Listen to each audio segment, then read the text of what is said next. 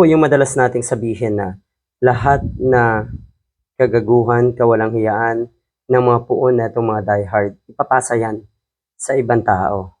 Ipapasa kay Atty. Leni Robredo. Double standard talaga itong mga honghang na ito. Yung pagiging epal ni Bongo, hindi niyo ba alam na kahit saan siya pumunta ay may dalang cameraman, may dalang media, selfie dito, selfie doon, photo ops dito, photo ops doon.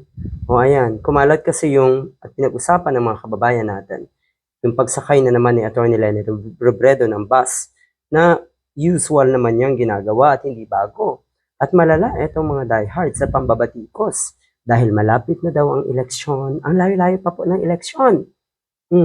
At dahil kuno nga ay yun pala daw ay, or sana daw magpakatotoo si Atty. Leni Robredo. Ayan, ano pang gusto nyo na magpakatotoo? Paano pa?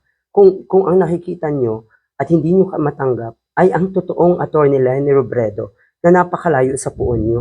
Yan para sa inyo ang hindi katanggap-tanggap.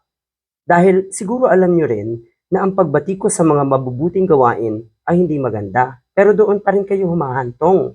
Kaya madalas hinahanapan nyo ng kamalian, kasamaan, baho yung isang tao na tinuturing yung kalaban, ay wala kayong makita. Kaya yung mabuting gawain, ginagawa nyo na lang na masama, minamasama nyo na lang. O ayan, etong si Bongo, tignan nyo naman. Here is Bongo taking a selfie while standing in a bus that's probably not moving with no passengers but still hanging on the safety grab handle. Mukhang binayaran daw ni Bongo ang buong bus na ito para siya ay makapag-selfie. At yun nga, ipakita nga naman sa publiko na siya ay simple rin lang. Hindi yan patatalo. Yan ang totoong epal.